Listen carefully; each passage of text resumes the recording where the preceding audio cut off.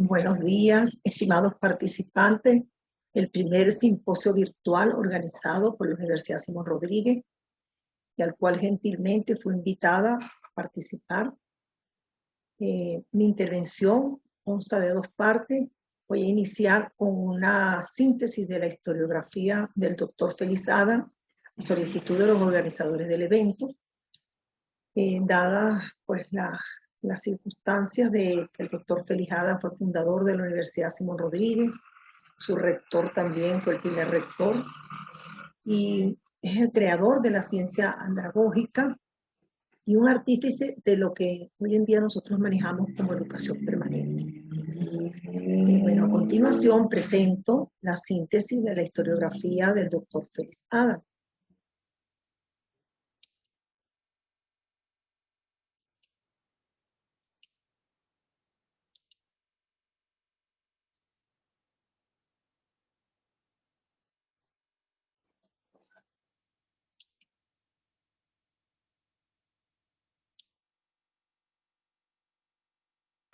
El maestro Félix Adam nace el 24 de diciembre de 1921 en la población del Toro, a orillas de ese caudaloso río Orinoco. En el año de 1937, con solo 16 años, se traslada a Caracas para continuar sus estudios en la Escuela Normal para Hombres, institución en la que gana una beca otorgada por el gobierno venezolano para estudiar en Cuba en la Universidad de La Habana, institución de la que egresa en el año de 1945 con el título de doctor en pedagogía. Regresa a Venezuela y es designado director de la Escuela Normal de Cumaná, cargo que ejerció por 3 años, durante los cuales organizó una campaña de alfabetización para enseñar a leer y escribir a miles de campesinos con un método de lectura y escritura elaborado por él, que denominó método de palabras normales. Este método dio origen a la cartilla a bajo cadena, muy utilizada para alfabetizar en Venezuela y en otros países del continente americano. En 1948 inicia una lucha incansable por la libertad de Venezuela y combate a la dictadura del general Marcos Pérez Jiménez, quien lo envía al exilio en Cuba en el año de 1949. Regresa al país clandestinamente y en el año de 1952 es detenido, torturado e incomunicado en la cárcel Modelo de Caracas, lugar de donde sale el 23 de enero de 1958. Ese mismo año es designado director de la Oficina de Educación de Adultos del Ministerio de Educación. Allí encontró que el 56.8% de la población venezolana no sabía leer ni escribir. Durante los 10 años que estuvo en esa dirección, implementó el Plan Experimental de Alfabetización, que dio como resultado que el analfabetismo en Venezuela se redujera al 22.9%, casi la mitad. Fue un americanista al compartir sus experiencias alfabetizadoras con los pueblos de Latinoamérica y el Caribe. Ofreció ayuda técnica para erradicar el analfabetismo en Cuba, República Dominicana, Costa Rica, Panamá, Honduras, Nicaragua, El Salvador, Colombia, Bolivia y Paraguay.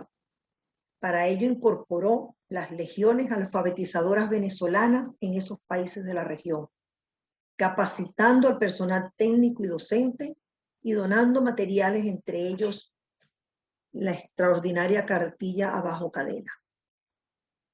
En 1960 diseñó una nueva versión para la educación primaria de adultos y fundó las escuelas básicas nocturnas en todo el territorio venezolano.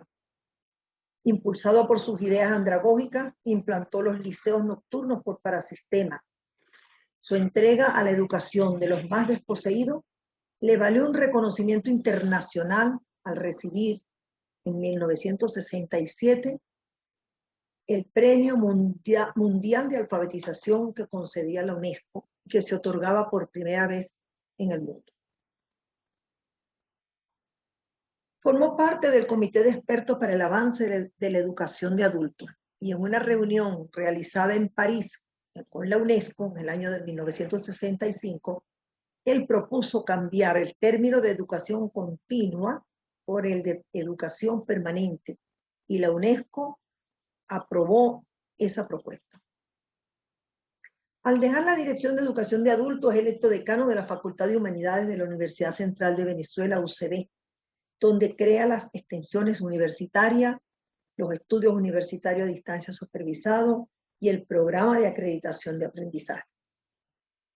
Su aporte más significativo lo realizó en el año de 1971, cuando presentó a consideración de la UNESCO su obra máxima, Andragogía, Ciencia de la Educación de Adultos, que toma como base al ser humano y su condición de educarse a través de toda la vida, mediante un proceso en el cual participe y se desarrolle de acuerdo con sus características biológicas, psicológicas, sociales y ergológicas. Su preocupación por divulgar la nueva ciencia lo impulsaron a fundar ese año la Federación Interamericana de Educación de Adultos, FIDEA, entre cuyos objetivos estaba difundir la andragogía como ciencia. Para el logro de estos objetivos, FIDEA creó institutos de nivel superior, entre ellos el Instituto Internacional de Andragogía. En 1974, funda la Universidad Nacional Experimental Simón Rodríguez, de la cual fue su rector en 2 periodos consecutivos. Institución pionera en América Latina y el Caribe por su modelo andragógico. Su sentido americanista lo lleva a Panamá y el 19 de marzo de 1986 funda la Universidad Interamericana de Educación a Distancia de Panamá, sustentada también en el modelo andragógico, y cuyo objetivo era darle la oportunidad de estudio a una población que por diferentes circunstancias no habían podido ingresar a la universidad. Impulsado por las recomendaciones emanadas de la Cuarta Conferencia Internacional de Educación de Adultos realizada en París en 1985, donde por primera vez se llevó como punto a esa reunión la educación de las personas de la tercera edad, eso lo motivó a estudiar los procesos educativos de esos grupos etarios, al considerar que la esperanza de vida en nuestros tiempos aumentaría el porcentaje de estas personas, adultos mayores, y que frente a esta realidad la educación sería fundamental para lograr la participación, integración y contribución de este sector poblacional en los planes y programas de desarrollo político, económico, social y cultural de las naciones, y que ello implicaba elaborar nuevas teorías y estrategias para el aprendizaje de los adultos mayores. Preocupado por esta realidad, funda en Venezuela y en República Dominicana la Universidad de la Tercera Edad. En Venezuela en el año de 1986, que fue la primera en América Latina, y en República Dominicana en el año de 1989. Las creó bajo la base de que era una necesidad para el nuevo milenio porque suponía una clara opción de un sistema abierto de educación superior para adultos mayores, poseedores de un caudal de experiencia que los dotaba de herramientas para continuar cumpliendo funciones dentro de la sociedad. La Universidad de la Tercera Edad funcionó durante 5 años, pero nunca fue comprendida en toda su magnitud e importancia social. Poco tiempo después del fallecimiento de su fundador, fue ordenado su cierre, dejando sin horizonte a miles de participantes en todas las regiones del país, que habían encontrado en ella su razón de seguir luchando y su proyecto final de vida. Esta fructífera década de los 80 profundiza sus investigaciones sobre las características biológicas, psicológicas, sociológicas y ergológicas que diferenciaban al aprendiz adulto, y en 1986 formuló su teoría de aprendizaje que denominó teoría sinérgica o del esfuerzo concentrado. Esto lo llevó a plantearse la posibilidad de desarrollar una ciencia máster, la ciencia antropagógica, es decir, la madre de las 3 disciplinas que serían la pedagogía, la andragogía y la gerontología. Ciencia a la que definió como la ciencia de educar permanentemente al ser humano en las diferentes etapas de la vida. En 1989, por sus aportes científicos a la educación de adultos y a la andragogía como ciencia, por sus luchas democráticas, por su condición humana y sus valores, la Organización de Estados Americanos, la OEA, le confirió el Premio Interamericano de Educación Andrés Bello. En la plenitud de la vida y cuando aún tenía mucho que darle a la educación del siglo XXI, el 31 de enero de 1991, lo sorprende la muerte, dejando huérfano a un numeroso grupo de adultos mayores que confiaron en su proyecto de educarse al final de la vida. Como podrán ustedes entender a través de lo que acabo de leerles de esa historiografía tan hermosa de Félix Adam, que no solo fue mi maestro, mi amigo y mi padre, un hombre que lo dio todo por la educación venezolana. A continuación voy a presentarles mi trabajo en el cual yo relaciono ese concepto de educación permanente de Félix Adam con la situación que estamos viviendo en los momentos actuales con la pandemia y esta cultura digital que se nos ha instalado de un día para otro y para el cual todavía no tenemos las herramientas suficientes como para poder dar respuesta a tanta innovación, a tanta confusión, a tanta incertidumbre que nos ha traído como educadores. Pasamos entonces a mi presentación, en lo cual pues vamos a compartir la pantalla nuevamente.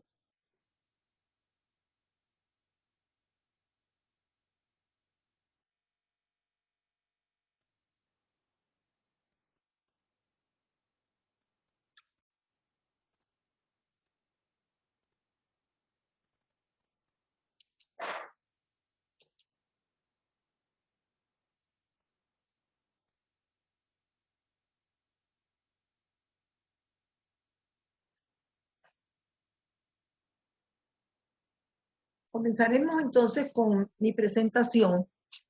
en donde hago esta relación de la educación permanente con la cultura digital que hoy en día pues estamos nosotros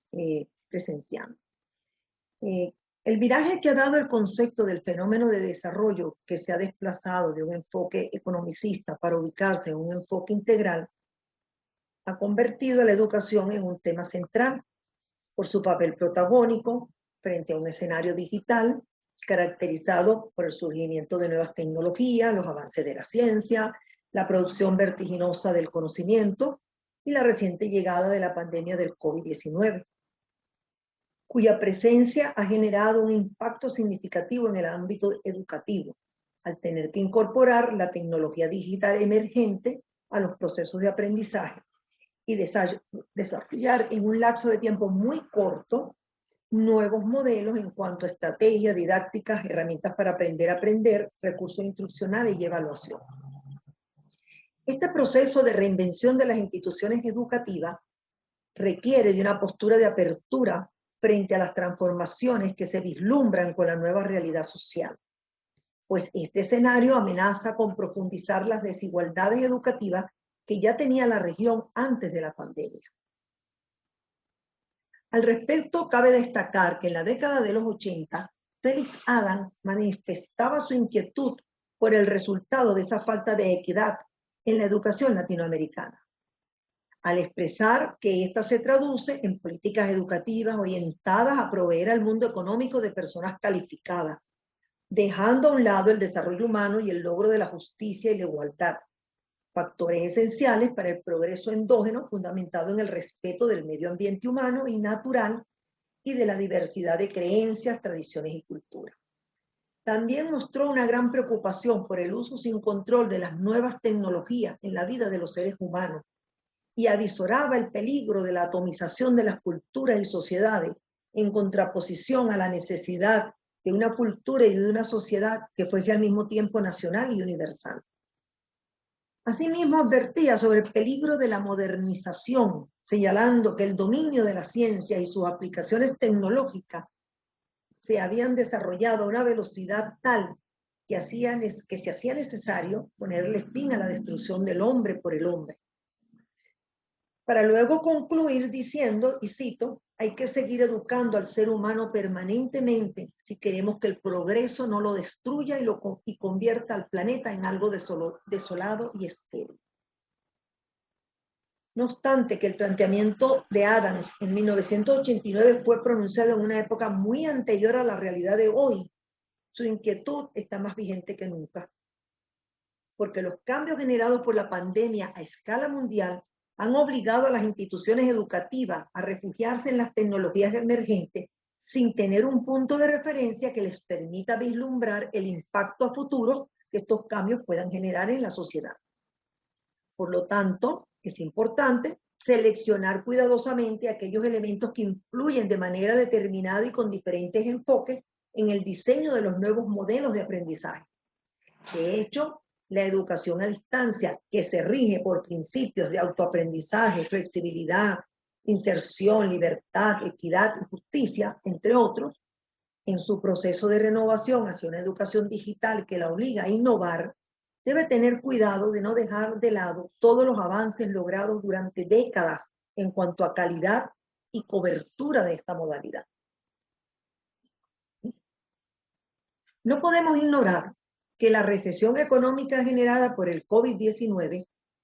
es una realidad que va a conducir a cambios sociales inimaginables. Si nos referimos al ámbito educativo, podemos mencionar, entre otros, abandono de la investigación, pérdida de oportunidades laborales para muchos egresados, adaptación de los estudiantes a la nueva manera de aprender por Internet y su resistencia a volver a las aulas, ausencia temporal o definitiva de los facilitadores y de los investigadores, y la dificultad de los gobiernos para financiar a las instituciones educativas. En este escenario post-pandemia, la educación digital se impone y se concretará de manera muy rápida, transformándose en un proceso que afectará programas, espacios, tiempos, métodos, técnicas, estrategias, contenidos y recursos de aprendizaje, rompiendo con los métodos más tradicionales, lo cual supone una profunda transformación, tanto conceptual como metodológica, de la forma como se debe gestionar el aprendizaje. Y esto nos llevará a pasar de un modelo lineal a un modelo multimodal, caracterizado por ser interactivo, multidireccional, fundamentado en el autoaprendizaje, en las herramientas tecnológicas emergentes y en la forma de acceder a la información y a la comunicación. Lo cierto es que el impacto de la transformación digital no solo afectará a los procesos de aprendizaje, sino también a diversos ámbitos de la vida humana, generando profundos cambios en la manera de aprender, pero también en otros aspectos como en la manera de socializar, trabajar, realizar proyectos, formular metas, entre muchos otros. Para algunos estudiosos de la nueva realidad mundial, esta transformación digital es una de las pocas disrupciones que se conocen en la historia de la especie humana y afirman que está más relacionada con el ser que con el estar y más con el saber que con el hacer. En resumen, que esta realidad mundial digital tiene que ver más con la cultura que con la tecnología y que su impacto a corto plazo será evidente en nuestras costumbres y hábitos. Particularmente creo que debemos asimilar como un hecho a futuro que lo digital dejará de ser un conjunto de tecnología para convertirse en un ethos o modus vivendi, en donde para insertarnos será preciso que desarrollemos todo un potencial de adaptación, aceptación, resiliencia, convivencia y tolerancia, pero todo ello en el marco de un proceso de educación permanente. Este proceso de educación permanente va a demandar el diseño de espacios interactivos, colaborativos, en gestores de aprendizaje, con una multiplicidad de procesos formativos que responden a la multiplicidad de usuarios que van a exigir o a demandar educación a través de estos medios.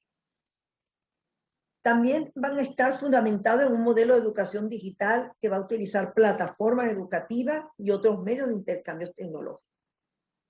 Es importante destacar que en estos ambientes virtuales la ejecución de la praxis requiere de una adecuada intervención de los facilitadores, quienes deben poseer competencias en tecnologías emergentes, además de experticia en la planificación, organización y gestión de la información y la comunicación. Pues es la única manera de poder integrar los contenidos con las estrategias, los recursos, las actividades y las evaluaciones que correspondan a este nuevo tipo de aprendizaje que requiere la sociedad digital. En este orden de ideas, tenemos que enfatizar en la pertinencia de la educación permanente y su papel fundamental en la educación digital, porque es imprescindible elaborar materiales educativos digitales para poder apoyar los procesos de aprendizaje virtual, así como elaborar nuevas estrategias de aprendizaje y de evaluación destinadas a cambiar significativamente la manera de facilitar y la forma de participar. Pero para incorporar estos cambios, las instituciones educativas tienen que tener en cuenta las características biopsicosociales de los facilitadores que conducen a esos espacios virtuales, en su mayoría adultos, pero también deben considerar las características biopsicosociales de los usuarios de esos espacios virtuales, que son los que aprenden permanentemente en ellos y que están conformados por grupos de participantes de todas las edades, niños, adolescentes, adultos jóvenes, adultos contemporáneos y adultos mayores. En tal sentido, tenemos que considerar que la educación digital tiene un basamento fundamentado en los tres campos de la antropología: pedagógico, andragógico y gerontagógico, que viene dado por la condición de educación permanente del ser humano que interactúa en las redes, quienes, de acuerdo a sus características biopsicosociales, que determinan su capacidad de aprender y transformarse, requieren desarrollar todo un potencial de adaptabilidad, aceptación, resiliencia, armonía y comprensión para poderse insertar dentro de ese entramado digital. Cabe destacar que la antropología como ciencia de la educación permanente presenta un compendio de fundamentos teóricos, de principios y doctrinas que giran alrededor de los valores,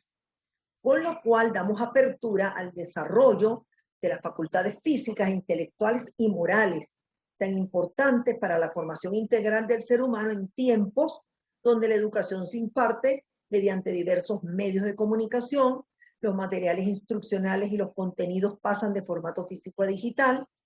y donde lo asíncrono de la confrontación de experiencias se puede realizar en cualquier contexto virtual sin tiempo ni espacio que separen al facilitador del participante.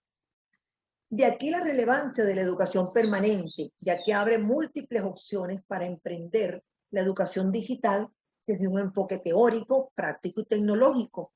que consiste en utilizar Internet como un entorno de práctica social, donde la educación sea un proceso de socialización por encima de diseños instruccionales cerrados, plataformas estáticas, actividades presenciales y rigidez académica. Y donde la visión de la educación desarrollada en el ciberespacio sea la de un lugar natural para las dinámicas de un aprendizaje libre, flexible, interactivo y con elementos que la definan y la contextualicen en el nuevo orden mundial digital. Para cerrar mi intervención, voy a compartir con ustedes la premisa filosófica del pensamiento de Félix Adam. Cito: el hombre es un ser en sí, nunca deja de aprender y de ser. Es un proyecto que se construye día a día y se transforma conforme al componente energético de su esencia. Félix Adam.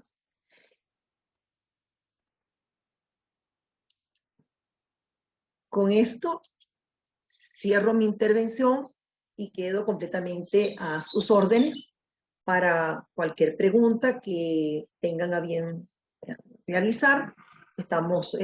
esperando pues que los organizadores del evento nos digan en qué momento vamos a contestar las preguntas de ustedes. Muchísimas gracias y un feliz día.